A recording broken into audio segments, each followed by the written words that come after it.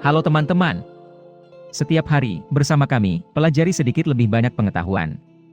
Ketika kita memikirkan musuh Israel, kita biasanya memikirkan tetangganya di Timur Tengah atau Nazi Jerman. Namun, ada musuh lain yang membuat mereka waspada. Itu adalah Rusia. Mengapa demikian? Mari kita cari tahu bersama.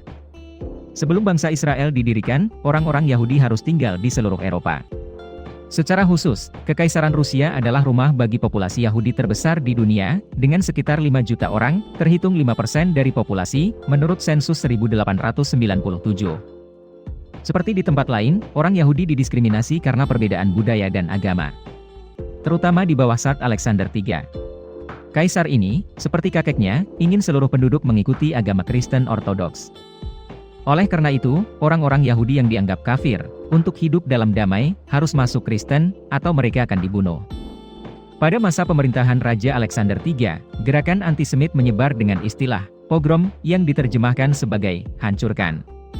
Orang-orang Yahudi tunduk pada pembatasan pendidikan, penyitaan properti, pembakaran rumah, deportasi atau pembunuhan.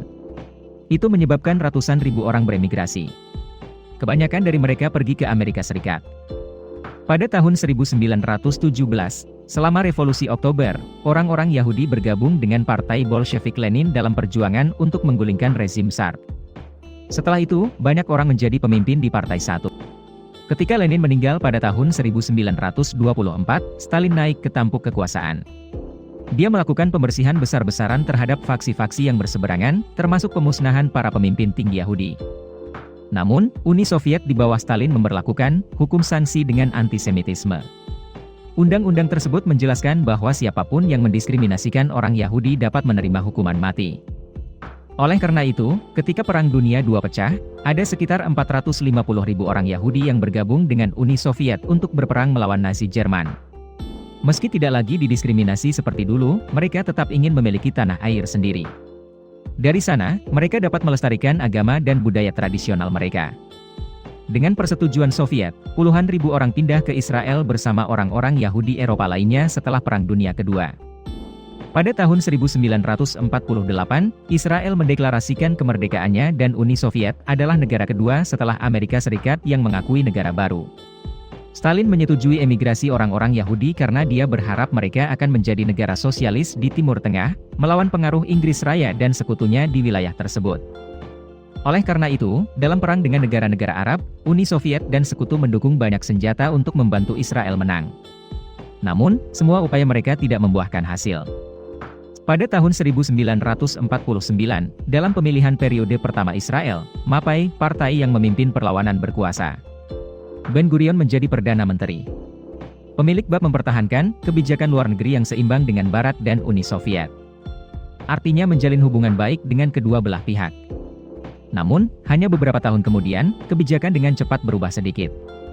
Israel bersandar sepenuhnya ke arah Barat. Ada dua alasan utama untuk ini. Pertama, jumlah orang Yahudi yang tinggal di Amerika Serikat sangat besar, sekitar 5 juta pada tahun 1950, jauh lebih banyak dari jumlah penduduk Israel saat itu yang hanya 1 juta orang. Mereka adalah orang-orang yang telah beremigrasi pada dekade sebelumnya karena penindasan oleh Tsar Rusia dan Eropa. Oleh karena itu, Ben-Gurion ingin menarik dukungan kaum Yahudi di Amerika untuk mengkonsolidasikan kekuatan sekaligus memperkuat kekuatan bangsa. Untuk menarik mereka ke Israel untuk menetap, Israel harus mengakhiri hubungan diplomatik dengan Uni Soviet. Kedua, Ben-Gurion menuntut ganti rugi sebesar 3 miliar mark Jerman, atau sekitar 7 miliar dolar dalam dolar hari ini, sebagai kompensasi atas kejahatan yang dilakukan Hitler terhadap orang-orang Yahudi. Untuk menerima uang itu, Israel harus dekat dengan Inggris, Perancis, dan Amerika Serikat, 3 negara yang menduduki Jerman Barat setelah Perang Dunia Kedua. Uang itu sangat penting bagi Israel. Karena Israel baru berdiri, masih sulit. Dengan demikian, mereka menjadi sekutu dengan negara-negara Barat selama periode Perang Dingin. Sebaliknya, Uni Soviet tidak dapat meyakinkan Israel untuk memihaknya, sehingga menyerah.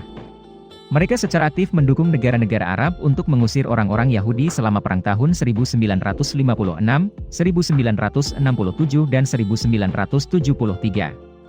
Setelah runtuhnya Uni Soviet, hubungan antara Israel dan Rusia menjadi normal. Namun, hubungan ini mengalami banyak pasang surut.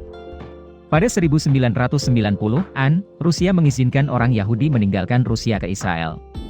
Eksodus besar-besaran mereka telah membawa kedua negara lebih dekat. Saat ini, 20% orang Israel dapat berbicara bahasa Rusia. Pada tahun 1999, Israel mengkritik Amerika Serikat dan NATO karena melakukan serangan udara di Yugoslavia. Karena selama kampanye Holocaust Nazi, orang-orang Yahudi harus melarikan diri kemana-mana dan mereka dilindungi oleh orang-orang Serbia. Banyak politisi Israel berpangkat tinggi telah terbantu, jadi mereka menunjukkan rasa terima kasih mereka kepada para dermawan dengan mengkritik NATO. Setelah kejadian ini, Amerika sangat marah. Rusia senang memiliki lebih banyak negara yang berpikiran sama. Israel kemudian membantu Rusia mengakses pinjaman dana moneter internasional. Hal ini membuat hubungan kedua negara semakin erat. Pada tahun 2014, Israel mengambil sikap netral tentang pencaplokan Crimea oleh Rusia pada pertemuan PBB. Itu menunjukkan kebijakan menjaga keseimbangan antara Rusia dan Barat.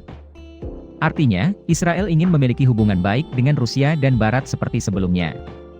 Namun, antara Israel dan Rusia selalu ada konflik atas negara-negara Arab. Karena mereka berada di sisi yang berlawanan. Rusia adalah pengekspor senjata utama bagi banyak musuh Israel, terutama Suriah dan Lebanon. Ini dibandingkan dengan menusuk dari belakang. Setiap kali Israel memproduksi beberapa senjata modern, Rusia menjual lebih banyak senjata tempur modern kepada musuh-musuh Israel. Selain itu, dalam beberapa waktu terakhir, Israel telah bersiap untuk melaksanakan proyek besar untuk mengekspor gas ke Turki dan Eropa.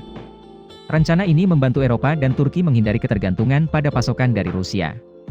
Itu mengarah pada persaingan kepentingan secara langsung. Karena itu, pemimpin kedua belah pihak menginginkan hubungan yang damai dan bersahabat. Tapi demi bangsa, mereka terpaksa menjadi musuh. Video berakhir di sini. Terima kasih semua untuk menonton dan menyukainya.